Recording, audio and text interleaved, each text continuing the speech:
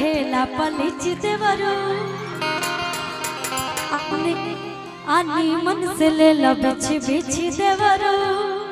अच्छा जरा आप लोग थोड़ा खड़े हो जाइए, तो जितने हमारे बच्चा पार्टी है खड़े हो जाइए आप लोग।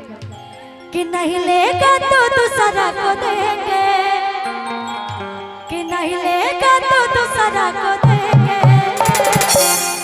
कैसे करता है टेंगे टेंगे कि टेंगे लेंगे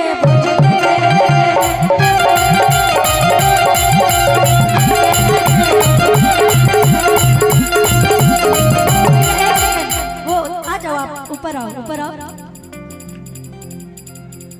क्या बात है, एक बार जोरदार ताली बजाइए इसके लिए, जोरदार ताली बजा दीजिए। और मैं तब से देख रही थी बहुत अच्छा डांस कर रहा है ये बच्चा। क्या नाम है आपका बाबू? केशव कुमार। केशव कुमार। केशव कुमार। कौन कौन आए? मम्मी पापा भी साथ में आए हैं? बस मम्मी आई हैं, पापा नहीं आए हैं? पापा कहीं और तो नहीं ना चले गए हैं? अच्छा कोई बात नहीं बाबू, सॉरी। मम्मी आई है, आप आए हो ना? पढ़ते हो? किस क्लास में पढ़ते हो? 7 में पढ़ते हो? क्या बात है। अच्छा डांस करना अच्छा लगता है क्या? बहुत अच्छा डांस कर रहे थे, मैं देख रही थी। इस गाने पे डांस करना है आपको और इनको मतलब इनको हराना है, ठीक है? अगर इनको हरा दीजिएगा तो मेरी तरफ से इनाम मैं आपको दूंगी। हरा देंगे ना? कंपटीशन हो जाए ना? एक बार जोरदार ताली बजा दीजिए। क्या बात है, देखती हूँ सहरसा के बच्चे में कितना पावर है, इनको हराना है। कि नहीं लेगा तो दूसरा को देंगे, कि लेंगे लेंगे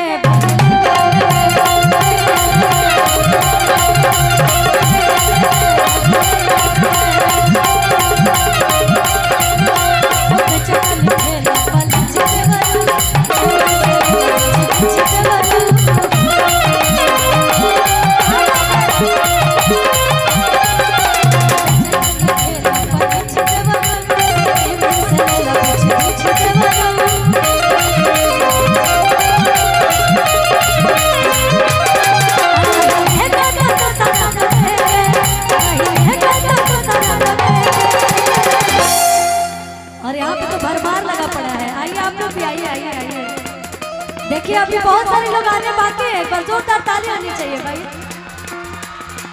नहीं लेगा तो दूसरा को देंगे। और जैसा जैसा ये कर रहा है वैसे वैसे आपको करना है, इसके ऐसा कर लीजिएगा ना। चलो दिखावा कि लेंगे लेंगे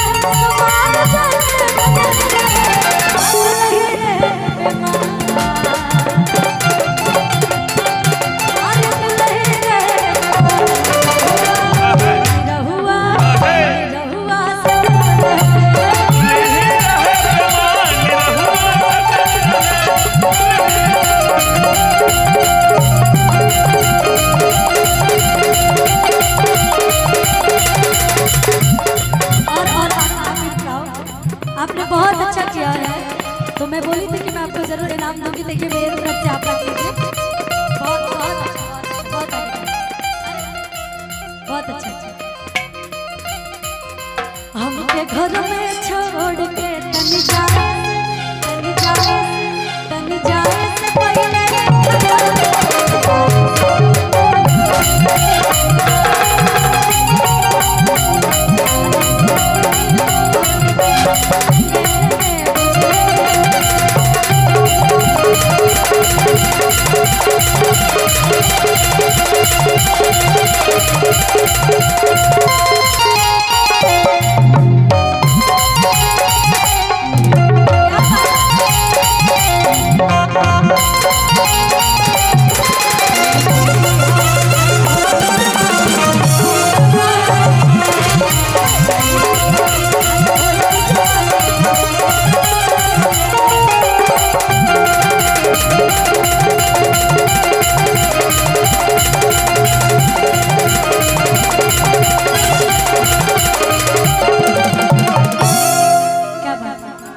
बहुत बहुत धन्यवाद, बहुत बहुत शुक्रिया।